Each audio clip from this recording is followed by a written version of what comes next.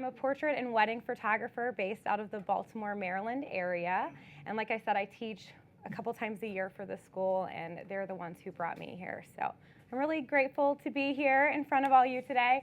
And we're going to talk about something today that I just absolutely love. This has become, I guess, in a weird way, a fascination of mine for the last couple years is this personality test and different like profiles. And I got thinking so much about every person is unique, right? And I mean, you guys are in New York. You know what a saturated photography market this is. Like in Baltimore, you know, I'm one of like so many wedding photographers. And I think one of our concerns is always like, how can we be different? And how can we be different? And instead of like sometimes focusing how we can be different and focusing outward, if we can say, hey, what am I good at? What have I been gifted with? And that alone sets me apart from everyone else because I'm focusing on my strengths.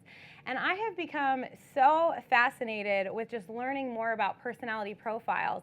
And I am by no means in the mental health field. I am by no means anything to do with psychology. I've just done a lot of my own personal studying in this subject, and I have found this to be incredibly beneficial for me in my business.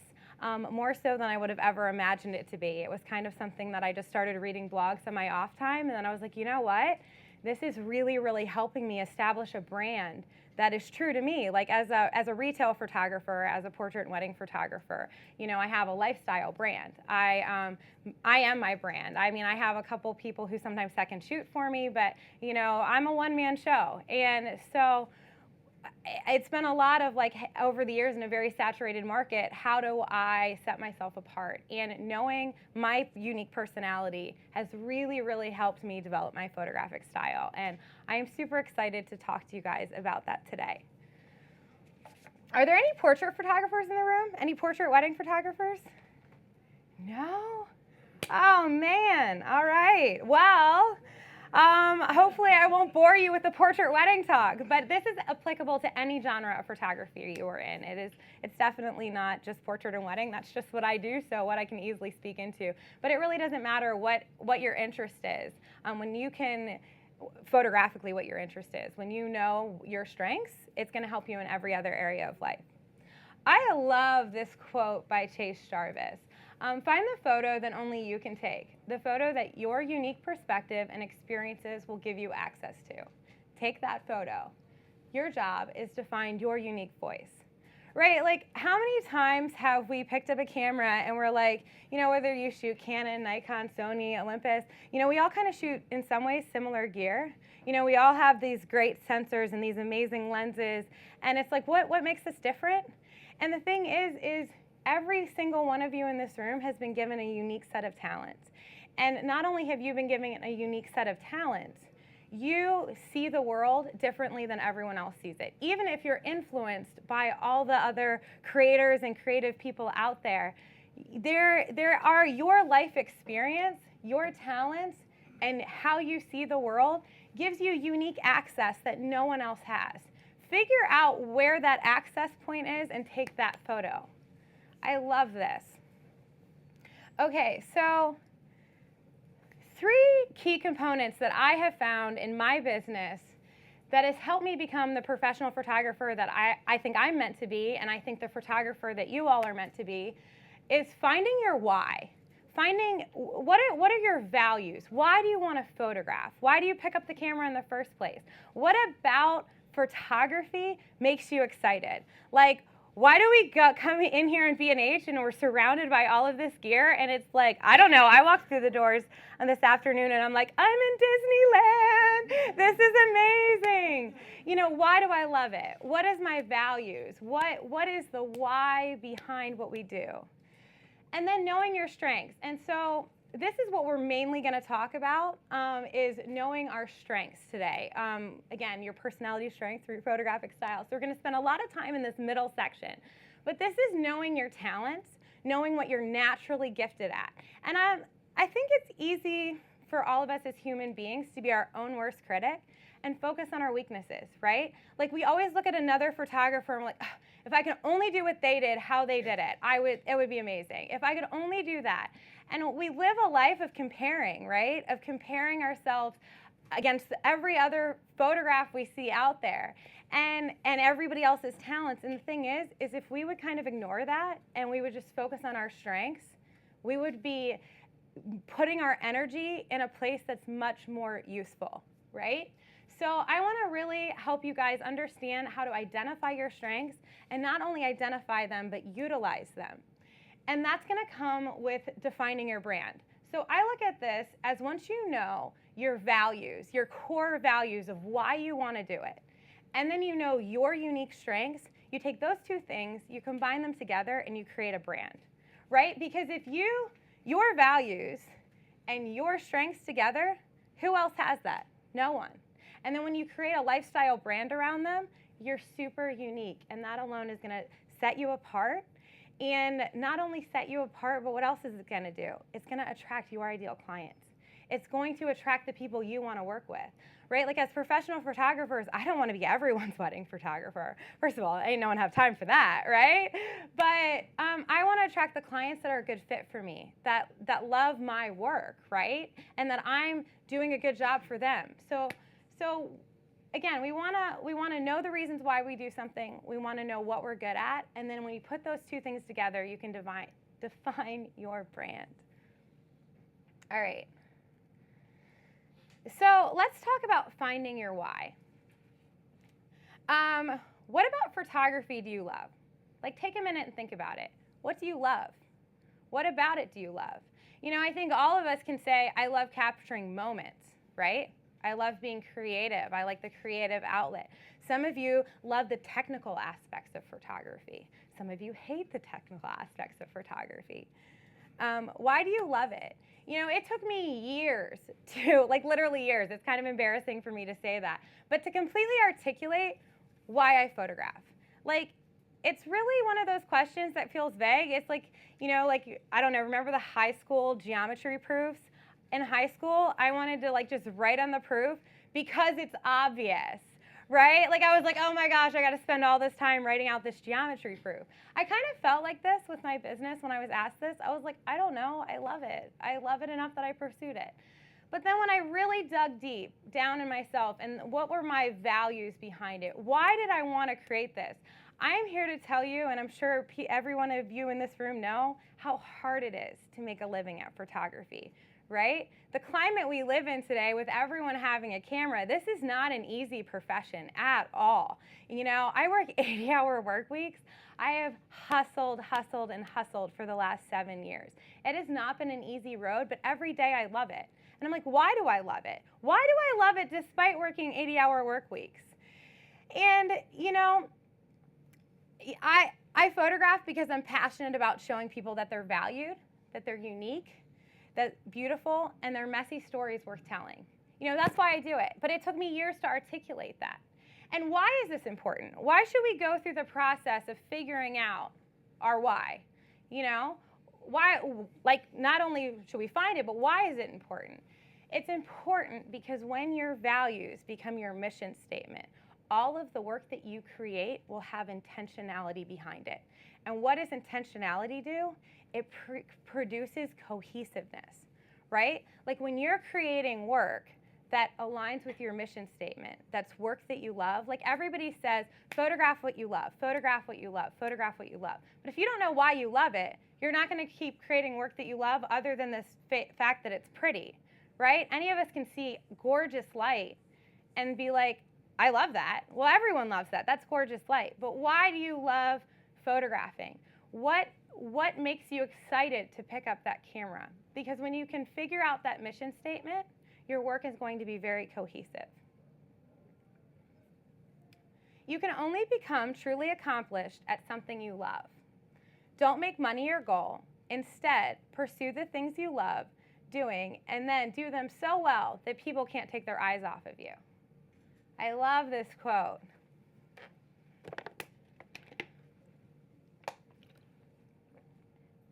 Excuse me. Okay, so you might want to write these questions down. It's something that you can kind of reflect on and think back later that I would love for you to be able to answer for yourself. And maybe you don't have to answer them today, maybe you don't have to answer them this week, but really come back to this and think about, why do you photograph? Why is it important to you? Do you photograph to make money? Like, there's nothing wrong with that. I do this for a living. But if making money was my purpose behind it, I might burn out pretty quick because there's a lot easier ways to make money, right? Why does your work matter? Why are the photographs you're taking matter? And they do matter. And I don't want you to sit here and be like, well, they don't. I'm not doing good enough work for it to matter, because that's not true. You are. Who is it serving, right? I mean, we live in this world of like Instagram and like social media, and I think it's so easy to get caught up in that like fame, right? Like we take a picture, it's beautiful, we put it on Instagram, and we're like waiting for the likes to come in, because it feels good when other people like our work, right? But fame is short-lived. Try not to get caught in that trap. Like, enjoy it. Enjoy sharing your work with other people. But if fame is the end, it's not going to be a long-lived process or project for you. What is important to you? Not in so much photography, but what are your values? I guess is another way to say that. What do you value in life? I want to give you a few examples. Justin and Mary Morantz, my favorite wedding photographers. I just love their work.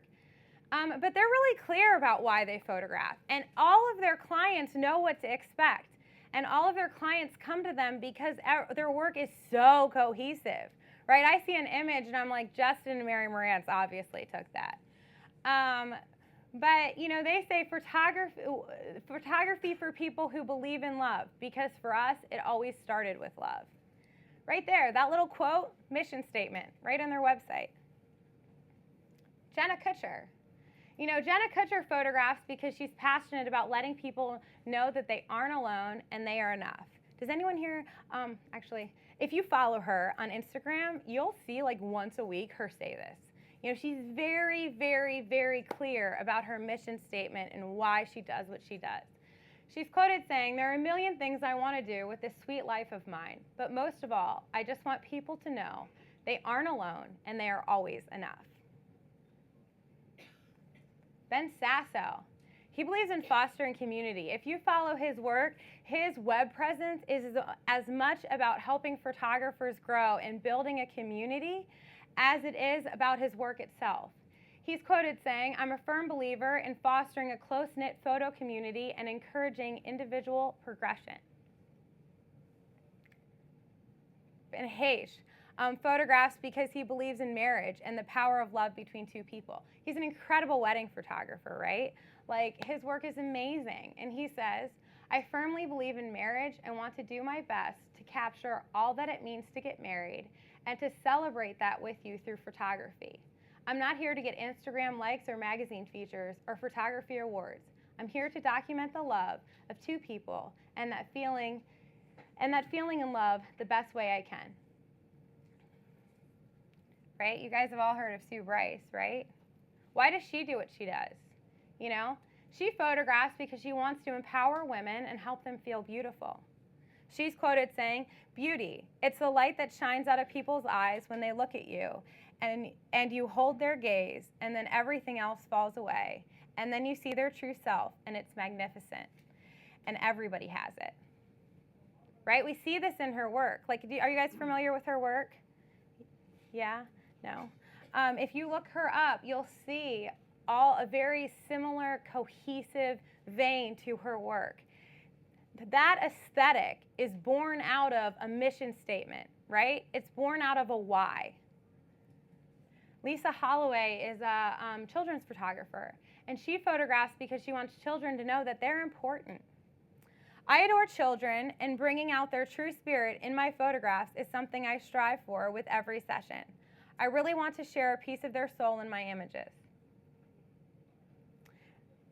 And then we have Peter Hurley. Why does Peter Hurley photograph? He's pretty cut to the chase and pretty clear. He says, he loves the power of expression. I try to capture a look that's unique to a person. I call this lookability.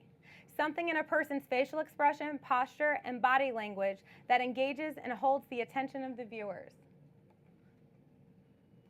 Sam Hurd, he's a wedding photographer out of Baltimore. He does really amazing conceptual work. And he said he's fascinated by the magic of photography. In my work, I balance two different intentions. The first being images, which need no explanation, where the story, moment, and emotion is clear and powerful.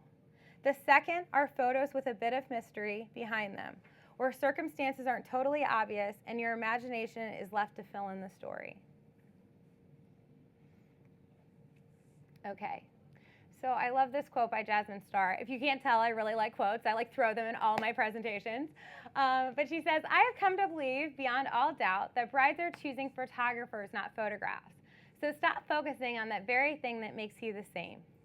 Jasmine Starr. I mean, I think, you know, we all have a desire to, we see someone's work that we really admire, and we have this desire to recreate it. And that's a great place to start. That's a great place to start building your creative aesthetic and knowing, you know, what you like and what you don't like. But make sure you don't stop there. That's just a beginning place to give you an idea, to give you inspiration. Copy their work only in the sense of making it practice for you to create your own aesthetic. When it comes to doing your work, let their work simply be an inspiration to guide you. Because you know what? Speaking as a wedding photographer, you know, and I mean, and I think, you know, my friend Kirsten came with me today, and she's also a wedding photographer. We both talk about all the time how so many times in the industry right now, images are really starting to look the same, right? Like I scroll through my Instagram feed and I follow a lot of very talented photographers. But you know, with the use of presets and everything else, like there's a lot of similarity there. And that's fine to a degree, like there's trends that go through photography. But when you focus on being the same, you're missing it, right? Because then you're competing on price, and you're not competing on what makes you good. You're just competing on a trend, you know? All right, so I'll move on from my soapbox a little bit. Okay, now we want to get to the main reason all of you are here, right? After you figure out what your values are and what your why, what your reason behind why you're picking up that camera is, I want you to know your strengths. Know where you're good. Know your strengths and know your weaknesses. I heard a photographer once tell me, know your strengths, know your weaknesses, because you hire out your weaknesses, right? Not all of us can afford to do that, but man, that's a glorious world when you can start doing that. Knowing your strengths and utilizing them to their fullest potential will help us go the farthest, the fastest. Instead of fighting against the grain, focusing our energy on our strengths instead of our weaknesses will be a more productive use of our time and precious energy. Understanding our personality type will help us in defining our strengths. All right, I'm a big Seth Godin fan. Who here has heard of Seth Godin? Yes, oh man, I love his books. He's quoted saying, life's too short is repeated often enough to be cliche, but this time it's true. You don't have enough time to be both unhappy and mediocre. It's not just pointless, it's painful. Instead of wondering what your next vacation is, maybe you ought to set up a life you don't want to escape from. All right, who here has heard of the Myers-Briggs personality type? Awesome. Who here has taken it? Awesome. Okay, great. So I want to get a little bit into that today. This is definitely not the only personality type system. There's several that I like, but I would say that this is the main one that I probably like almost the best. For those of you who don't know what it is, the Myers-Briggs type indicator, or Myers-Briggs personality test, is simply a personality preference tool that helps you better understand yourself, in a way to put it shortly. After completing the personality test, every Myers-Briggs personality is identified by 4 letters. These 4 letters represent how you cognitively function and process information.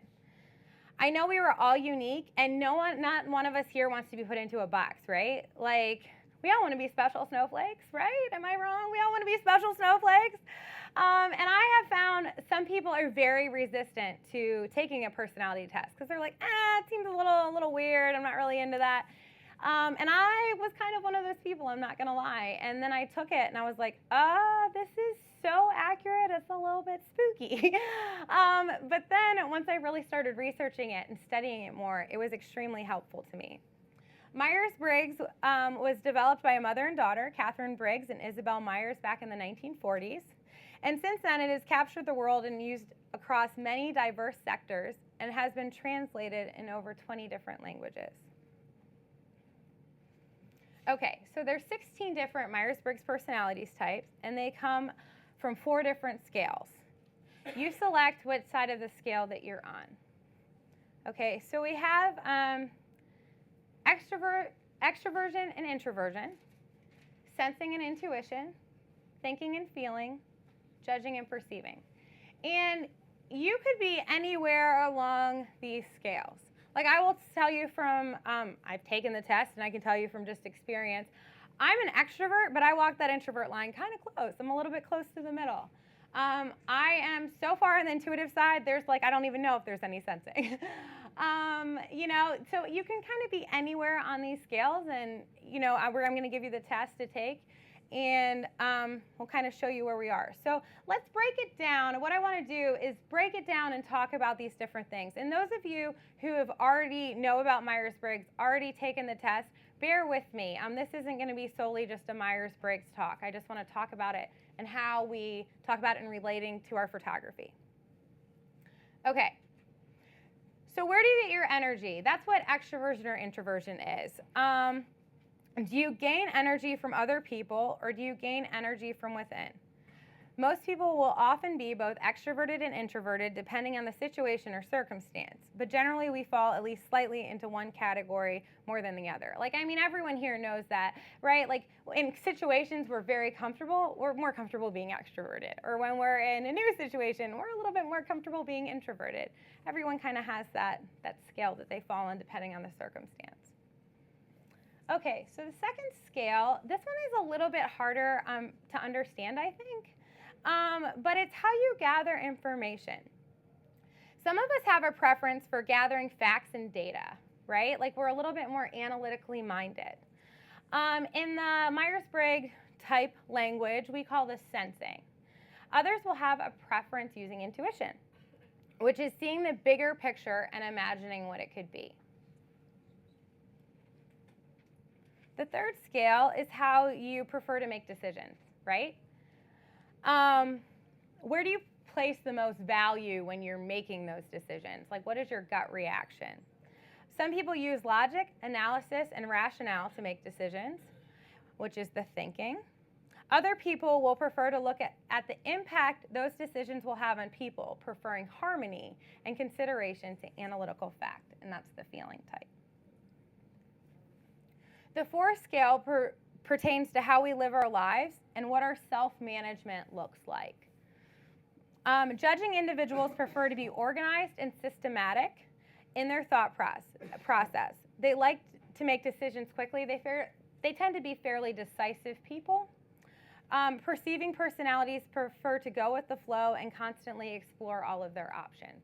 So a good way to kind of identify if you're judging or perceiving, you know, again, is a little bit more like decisive people like to know that it's checked off the list, they've made a decision, and they're moving on. A perceiving person will like to gather all of the information till the last possible second to weigh out all of the pros and cons. They kind of have an ongoing pro-con list running in their mind. Okay. So as a result, you're going to end up with extroversion or introversion, sensing or intuition, thinking or feeling, judging or perceiving. So, but they'll use just those letters. So like E or I, S or N, T or F, J or P. The question was, when you have multiple interests in photography, how do you find the why? Because there might be different reasons for each genre, correct? So, you know, I started out loving landscape photography and then moved to people photography. And, you know, and still there's a lot of different things I shoot. And it's less about why with that specific genre and more about you personally. What are your values behind it? Like, what is the reason that you enjoy photography? Is it a creative outlet for you? Is it something that you do? Like for me, mine feels a little genre specific because I photograph people, and it is kind of the reason why. I can tell you a little bit about my personality strengths. I am very much a people person. So for me, I truly desire to make people feel valued, and I do that through my photography. So when but I can do that when I'm taking a photo of a landscape. Do you know what I mean? Or I can do that when I'm taking a photo of a street scape or anything like that, or a macro shot or a still life. If it doesn't necessarily, people don't have to look at each photo I take and be like, oh, that's what she's doing. But for me, it's that core reason behind it. And I truly believe when you have that core reason, it shows in all of your work. And there's going to be a similar vein in all of your work. Like even in Justin and Mary's, they're wedding photographers, but even their photos of their dogs and stuff, you can tell that they have a very, their why was basically like, we photograph love because for us it started with love. All of their images have this feeling of like a happy home, of like you can feel, it sounds like so like hippie to be like, oh, you can feel the love, but you really can when you look at their work. And I think that originates because they know their why and they know why they're doing it. So I think it's almost more of a personal reason of you identifying that then becomes an outward thing that people see because it's cohesive. Like you wouldn't know by looking at my work over and over again, you wouldn't necessarily be able to articulate, oh, she photographs because she values people. But what you would start seeing is consistency in how I approach my subjects, and how in that you can see how, what's the word I'm trying to look for? There's just a consistency in how I photograph people to how I photograph life, because it's all stems out of that mission statement for me. Does that answer your question? I feel like I got a little wordy with that. Okay. All right, so what I want you to know with this is, this is by no means an end-all be-all, right? Like, this is just a starting point in understanding your strengths. Like I said, we all want to be special snowflakes. You're all unique, and you all have special talents that only you have.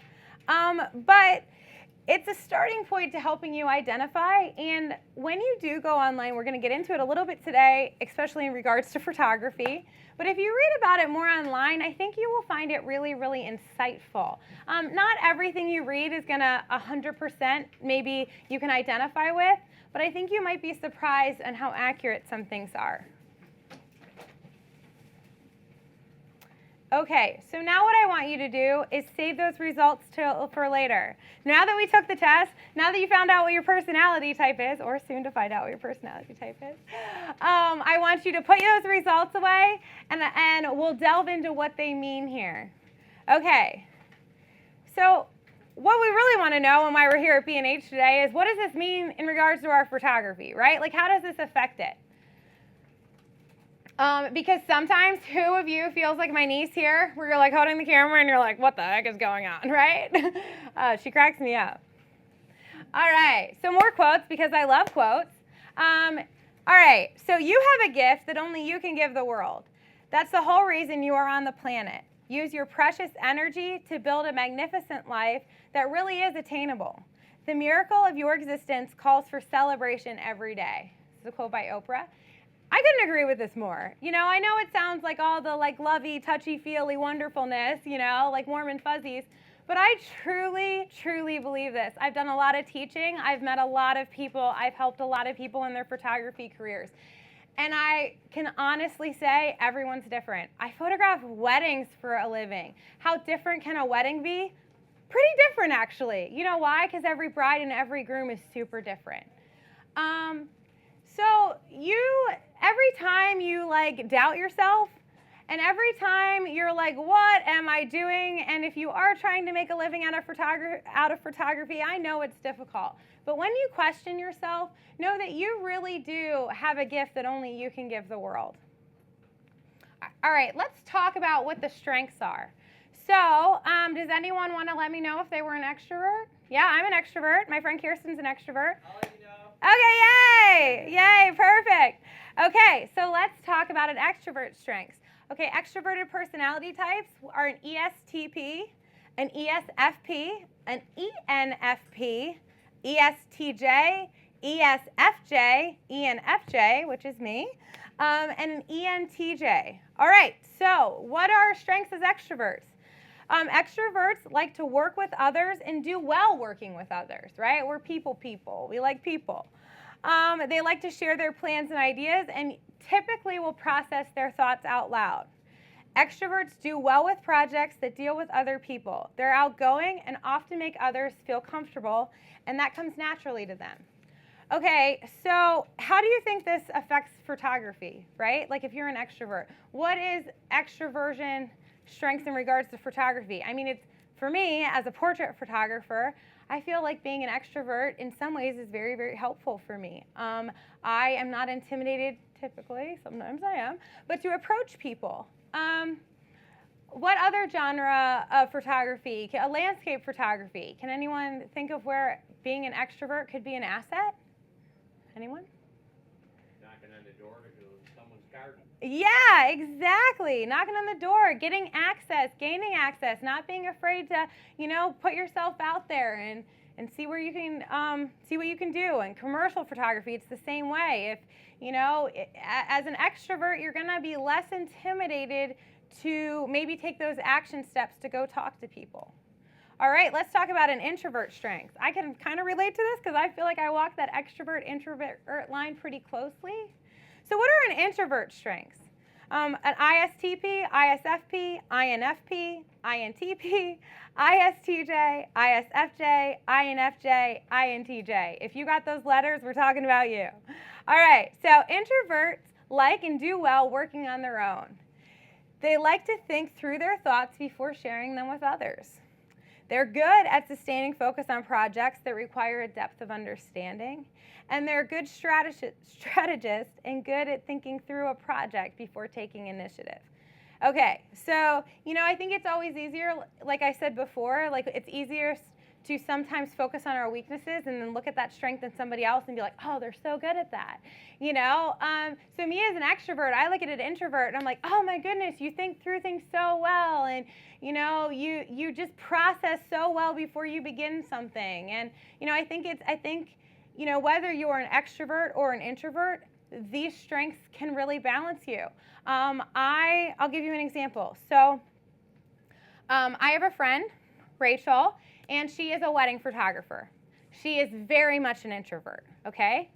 I'm a wedding photographer, and I'm very much an extrovert. I have second shot with her. I've worked with her, and we could not be more different, and we're both equally, in my opinion, good at what we do. And how we approach clients is totally different. I approach a client, I'm like, hi, my name's Mary, tell me about the weather, let's talk about your week, how's everything going, let me talk about your friends and what makes you happy, and let's just keep going, and this is amazing. And I'm making them feel comfortable, and I'm creating conversation with them, and I'm happy talking, I'm happy listening, I'm just happy being around people, right? How does Rachel work as a wedding photographer? She asks very, very intentional questions because she's waiting for their answer. She strategizes in her mind to pre-visualize and set up a shot. She walks her clients through her process and what she's going to do. You will attract the type of client that is naturally going to be attracted to that. Most of my brides are introverts. Why? Because I do the talking and I make them feel comfortable. Most of her brides, I would argue, are probably extroverts. Sometimes you attract that opposite. I'll be honest, I love working with introverts. Often when I hire second shooters, I'm hiring an introvert because only one of us can do the talking and stand in the spotlight, right? I've already kind of taken that role. So sometimes when you're the same, it's a little bit of a rub. So sometimes it's really nice working with opposites, but that's just an example how we both do the job and we both do it well, but we do it so differently. And we're attracting clients that want that from us. So it's not like, oh, are you going to be successful? They're really a successful photographer because they're not afraid of talking to people. Or they're a really successful photographer because they can really conceptualize and think things through. What is that? That's an excuse, right?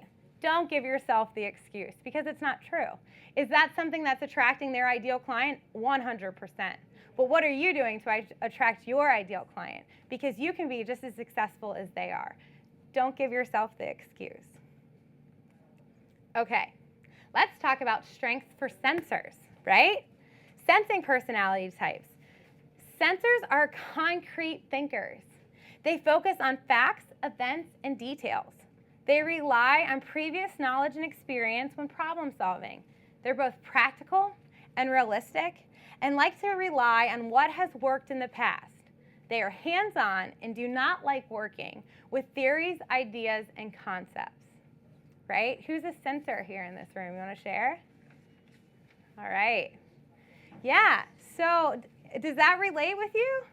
Yeah, like my sister is an ESTJ, and her being a very sensing, thinking personality type, she is a cardiac ICU nurse at Johns Hopkins, and she is a very critical, very factual thinker. A lot of creatives, you know, even when you're sensing thinking might be a little bit different than somebody who works in a very high pressure field like she does, but she likes facts, right? And she does really, really well with them.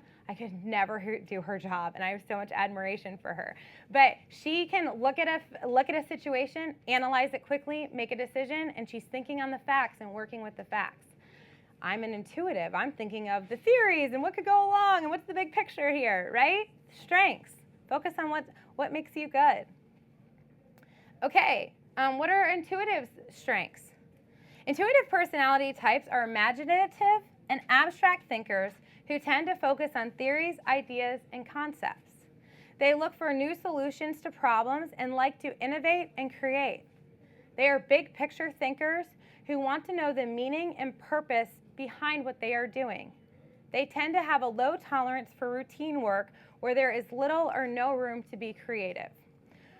Where I think sometimes it can be a little bit challenging for an intuitive to understand a sensor and vice versa, a sensor to understand a thinker.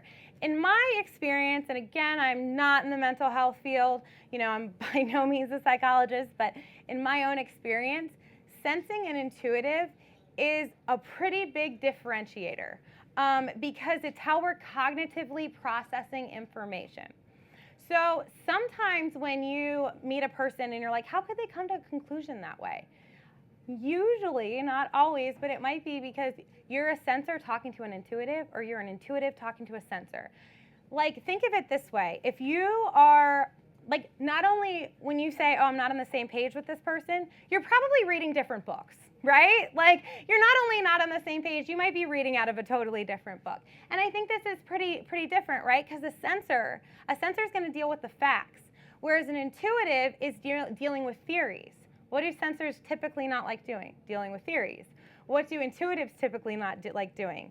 Dealing with something routine, right? Like a sensor likes processing something and something that has worked before. They deal with, you know, okay, I have done this, I know what works, I know how to make a decision, I'm going forward. An intuitive person generally is saying, I did that once, let's do something else, right? And so sometimes this is where you can kind of get on different pages. But as, you know, creatives, you know, both are extremely valuable and both are going to attract different clients, right? My friend Kirsten, she's an ESFJ. I'm an ENFJ. In a lot of ways, we're extremely similar. We're one letter off. Do we attract similar clients? Yes. But do we attract different types of clients? Yes. Are her strengths wildly different than mine? Yes. She has an organizational skills that I envy. I am not an organized person. I'm a more like big thinker, like creative. I don't want to do the same thing. Let's move on to something else. You know, and not that Kirsten doesn't try and do, not that she isn't creative and doing new things frequently. It's simply how we cognitively process something. Okay, let's talk about the thinker's strengths. Who here got thinking? Anyone? Yeah, all right, awesome. Okay, thinkers value objectivity, competence, and logic. They tend to be focused on the task at hand rather than the people or relationships involved. Thinkers value competence and can be competitive.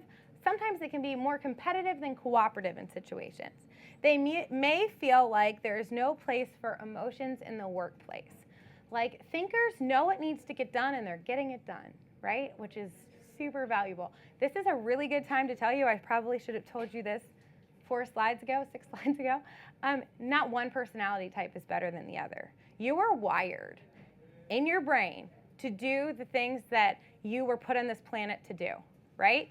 This is solely, we are focusing on our strengths, acknowledging our weaknesses, but pouring our energy onto our strengths, right? No personality is better than the other, and no personality can do better work than the other, right? Like we all have talents, we all have strengths, and we all work very differently. Whatever personality type you have, you were wired and meant to have that to do whatever you were put on this planet to do. I strongly believe that. Okay, let's talk about the feeler. Feelers value relationships, connection, and service to other people. They desire for their work to reflect their values. Feelers value harmony and are generally cooperative by nature. They often put the task at hand secondary to people's feelings. They want to ensure that the people around them feel appreciated and supported. Who got feeling? You know what? When I first took the test, I didn't either. And sometimes it depends on how you were raised and the people that surround you. I have a really amazing relationship with my dad. He's an INTJ. He's very much a rational, very critical thinker.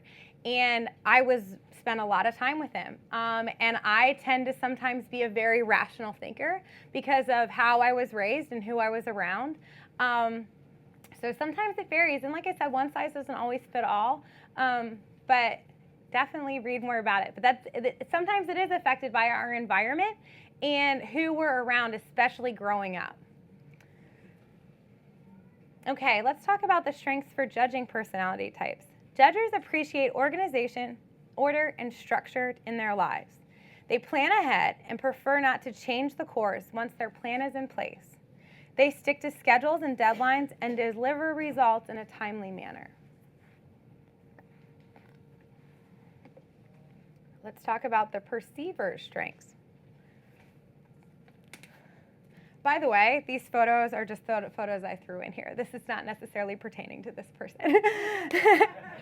Obviously, she's like completely adorable. Like we have sister over here like wildly excited for me to take her picture, and then sister here waiting for me to be done taking her picture. Story of my life. Okay, strengths for perceivers. Perceivers appreciate flexibility in their work and like the freedom to adapt and change with their circumstances. They prefer not to plan, believing that they are more effective when they can roll with the punches. Perceivers feel limited by schedules and deadlines and like to work as the inspiration strikes. They excel in situations that are unpredictable. Anyone here perceiver want to share? Yeah? Does that seem to fit you? Maybe? Yay, nay? All right. Things to keep in mind. I want you to ask yourself these questions. How can you use your strengths in your business? Right? Let me give you an example. How I use my strengths in my business as an ENFJ, I'm an extroverted, intuitive, feeler, judger, right? That's my 4 personality, like the 4 letters, okay? So for me, I have built a lifestyle brand that is all surrounded around people, right? I strive very, very hard to have excellent customer service. I very much value harmony. I want everybody to feel happy. I want the affirmation that everyone feels happy. And I'm a pretty decisive person. So in my business, right, like you see all of those strengths kind of come together because it's all like working with people, right? I sometimes, my weaknesses, sometimes I struggle a little bit more with like the business side of things, and I have to work very, very hard in that area because I'm all like thinking of the pretty picture and having everybody happy and being around the people, right? But I use that to my advantage. Okay, how can you use your strengths when interacting with your clients, right? Like someone who is, definitely like not a portrait photographer. Let's use a commercial advertising photographer, for example. Again, who you are is going to kind of naturally attract certain personality types. Like we can all say there's no one personality type better than the other, but everyone in this room has a personality type that they clash with, right? I mean, I have people in my life that you naturally clash with. That's just natural, right? And it doesn't mean that one person's better than the other, but again, we're maybe reading out of different books. We're not even on the same page. So we naturally clash. So when it comes to clients, you're also going to attract some clients that you click with and some that you don't, and that's okay. But how can you use your strengths when you're interacting with them? How do your strengths affect your photography, right? As being an extroverted person, I was naturally drawn to people photography, right? Not all extroverts in here will be, but for me, that was a really good fit. You know, what about it affects how you photograph? So when I photograph, let's go back here. This is my, oh, went back one too far. This is my niece and nephew. I don't mean this arrogantly, but no one in the world can photograph these two kids like I can. Why? Again, it's that Chase Jarvis quote. It's my unique access. I really want to be the fun aunt. They call me Aunt Memes because I think Aunt Mary sounds like I'm 85. So they started calling me Mimi, and then it got changed to Memes, and I love it. They just call me Memes. And I'm silly and I'm goofy with them, right? And they feel like they can be themselves. So when I get down at their level and I photograph them, they're silly and goofy, right? That's my connection, my relationship with them, my personality, drawing their personality out, right? Can anyone photograph these kids? Absolutely. Are they going to look the same as my pictures? No. Because my unique access, because I'm their aunt, my unique personality is going to affect and bring that out in them, and it's going to create images that only I can take. Another resource that I have found to be extremely helpful is the StrengthsFinders 2.0 book. This book, instead of going for your personality differences, it is saying what are your strengths, and they're identifying your strengths as your talents. This is an awesome book. Unfortunately, or maybe fortunately for them, you have to buy the book to get the code in the back of the book to take the test online. I will say it's worth it. It's like 12 bucks on Amazon. It's a really, really great book, and it's going to help you uncover your top 5 talents. It's a really good resource. Okay, let me move on here. All right, this is kind of a long quote, but it's like one of my very favorites, so I wanted to share it with you today. If you can deny your talents, if you can conceal them from others, or even better, persuade yourself that they weren't even given to you, you're off the hook. And being off the hook is the key element of the industrialized school's promise. It lets parents off the hook, certainly, since the institution takes over the teaching. It lets teachers off the hook since the curriculum is preordained and the results are tested. And it lets students off the hook because the road is clearly marked and the map is handed to everyone. If you stay on the path, do your college applications through the guidance office and your job hunting at the placement office, the future is not your fault. That is the refrain we hear often from frustrated job seekers, frustrated workers with stuck careers, and frustrated students in too much debt. I did what they told me to do, and now I'm stuck, and it's not my fault. What they have exchanged for that deniability is their dreams, their chance for greatness. To go off the path is to claim responsibility for what happens next. So I don't really want to talk about the school part of this, but what I do want to talk about is we all want deniability. We're naturally, as human beings, wired to want to not take ownership and responsibility for something, because when we take ownership and responsibility for it, we have to claim and own the results, right? It's easy to say, I didn't take as good as pictures of them because they have a more expensive camera, you know? Or to be like, you know, that picture looks pretty because it's got an Instagram filter on it, right? Like, I mean, it's easy to accept deniability. It's easy to say, well, I could have done that job if I was an extrovert. Or I could have done that job if I was a thinker and was more organized of a person, right? It's really easy to give ourselves excuses, and if we keep telling ourselves these excuses long enough, we believe them, right? And what you exchange for that is really your chance to be the person you were meant to be and the photographer you were meant to be. You know, it's really, really hard to be the person in the arena, the person that's opening themselves up for criticism. That is not a fun place to be at all. I think every one of us can identify with that. But when you stop looking around, you stop comparing your work to everyone else's work, and you say, no, I'm going to focus on what my values are. I'm going to own and celebrate what my strengths are. And I'm going to create work because I love it, right? Because it's something that I identify with. It's something that I like, and it doesn't matter if it gets likes on Instagram. It doesn't matter if it gets likes or comments on Facebook. I challenge you to post images that you like because you like them, not because the credit you want to receive for them, right? Or the criticism you're going to receive for them. Because what is that going to do? We all photograph images too, like I said, when we have that tendency to copy because we find inspiration that speaks to us and we love it. Like, we all have that tendency to copy it, and that's great. That's a starting place. But when we post that picture and we want credit for it, what are we doing? We're posting it because we want that fame and that feel good. We all want that. That's natural. That's human. I'm not criticizing that. But we need to step out of that.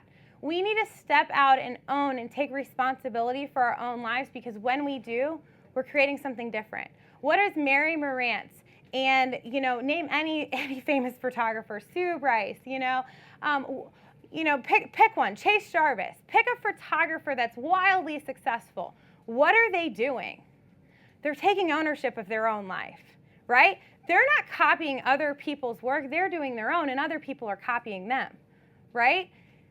Because they've stepped out and they've decided to be the photographer that they were meant to be. And to me, that only happens, again, with those three components of finding your why, finding your values, finding your core values that are the reason behind why you want to do it, knowing what your strengths are and celebrating them and owning them.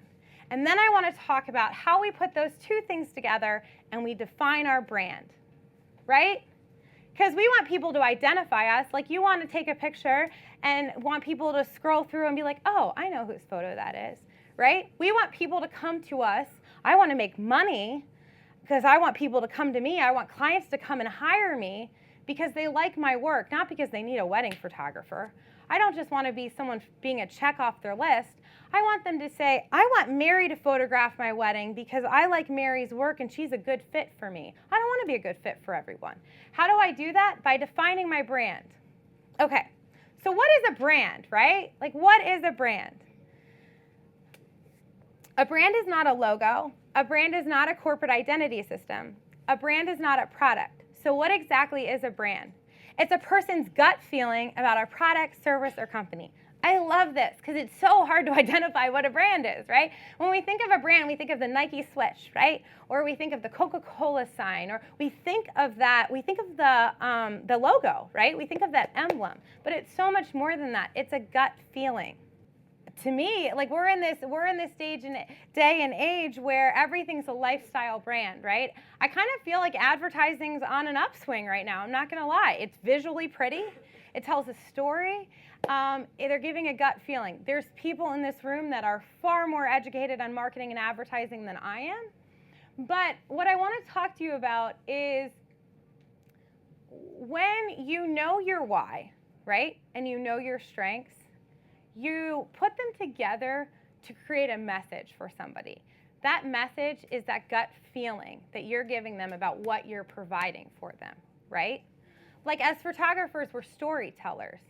Whether we're doing advertising work and we're telling a story for a company, or whether we're wedding and portrait photographers and we're documenting moments in people's lives, or we're macro still life photographers, right? We're still telling a story of light and shadow and composition and what's there. So, let's go back to the Maddie commercial, the Chevrolet commercial. What gut feelings did that evoke? Anybody?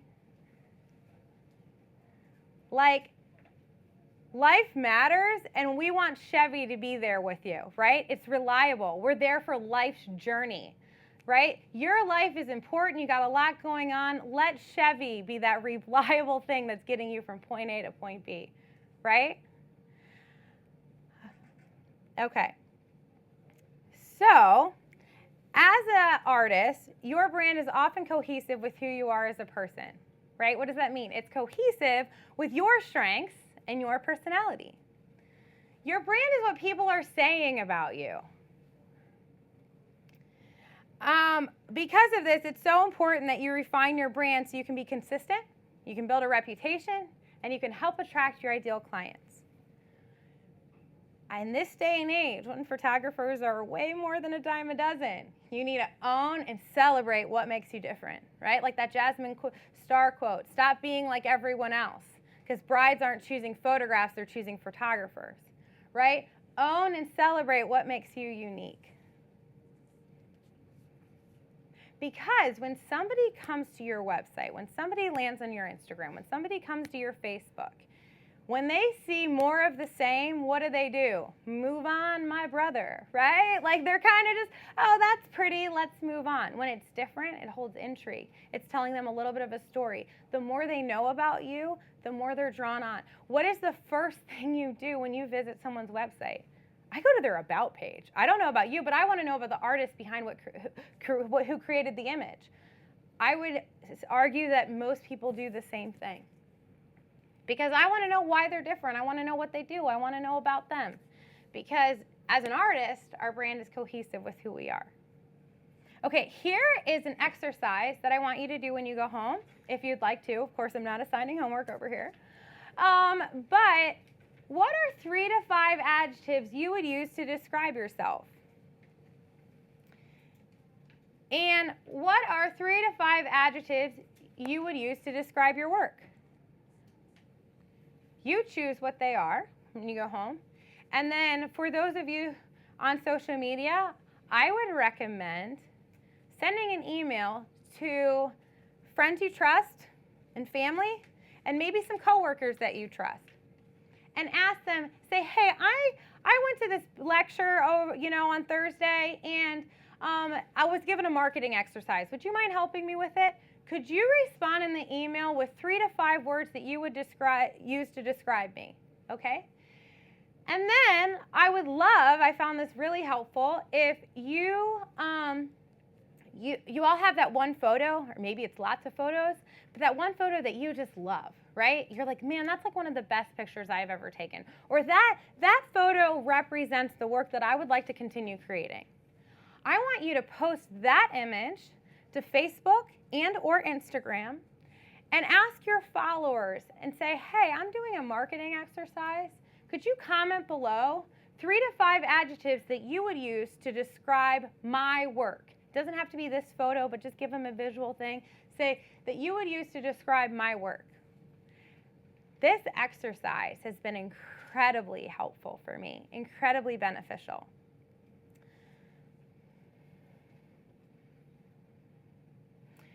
Because what happens when you get 3 to 5 adjectives that describe you and 3 to 5 adjectives that you would use to describe your work, and they're synonyms, right? They're the same.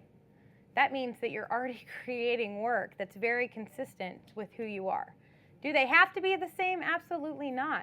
Some people like creating very conceptual, very different work, but oftentimes they're going to be. And if there is a disconnect, not always, but sometimes it's a way to start analyzing, am I creating work that's true to me? Or am I creating work because I'm looking around at the world and creating what I think the world wants to see, right?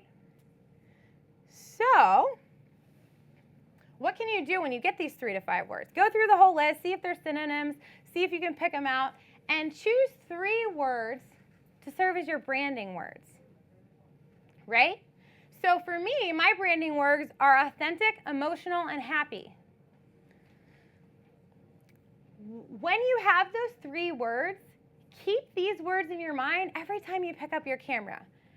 I go on a photo shoot and I'm like, all right, am I creating work that's authentic? Am I creating work that's emotional? Am I creating work that's happy? What am I doing? Before I take the photo, I'm conceptualizing in my mind work that's consistent with my why, with my mission statement. It's consistent with my strengths, and it's building cohesiveness that's attracting people to my brand. Okay, what's another thing you can do? When you're building your website, when you're publishing to your website, when you're posting to social media, keep these words in mind.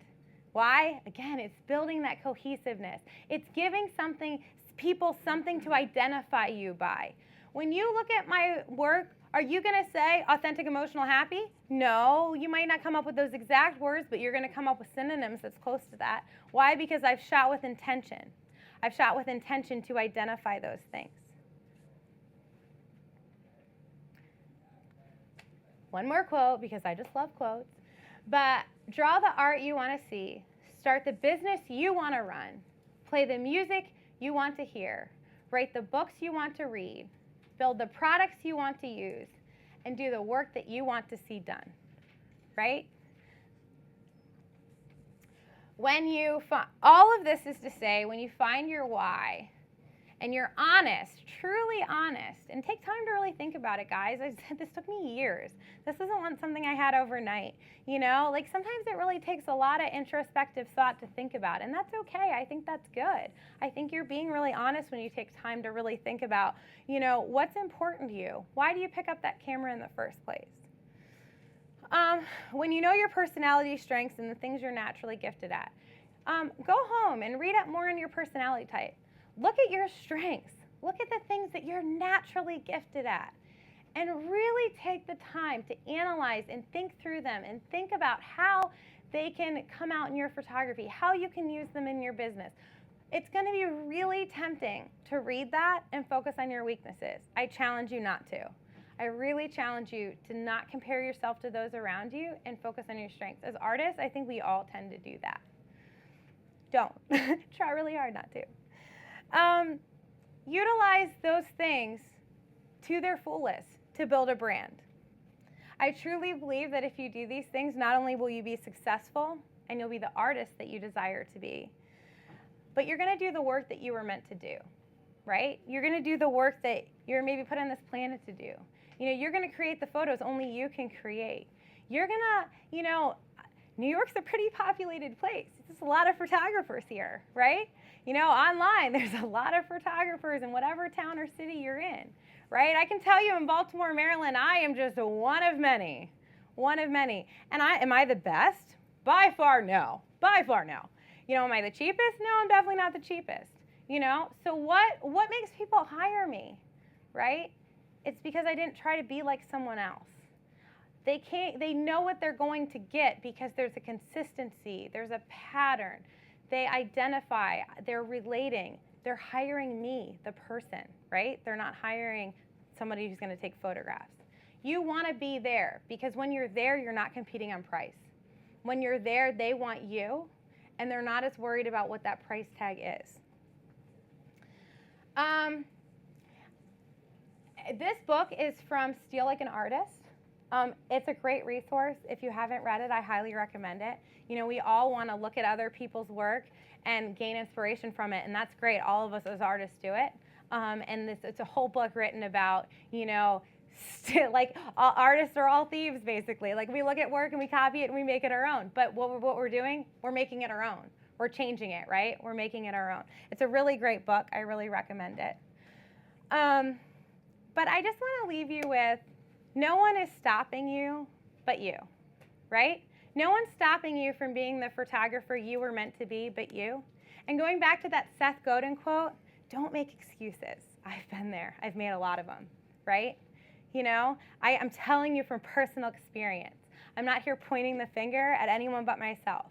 You know, take ownership for your own life because that's truly how you live without any regrets and how you create work that's a little bit more creative than maybe you thought it was going to be. Or you're willing to step outside of your comfort zone and change things up, right? Like what's that quote about like life getting started outside of your comfort zone? That's not fun, right? Like that's so true, but I can tell you from personal experience, that's not fun. I've been out of my comfort zone a whole heck of a lot, and it has grown me, it has challenged me, but it has made me better. It's made me a better person, and it's made me a better photographer. And I will tell you, there's a lot of times where I want to hide in that comfort zone. I'll be honest with you, standing in front of you, being live streamed to the internet is very, very out of my comfort zone. I don't even like my picture being taken, okay? But when you step out and you're willing to do new things, you'll surprise yourself. I've surprised myself. And I just know that you're going to create better work because of it. All right, well, thank you so much for giving me the privilege of speaking to you today. I really appreciate it, and thank you for coming out.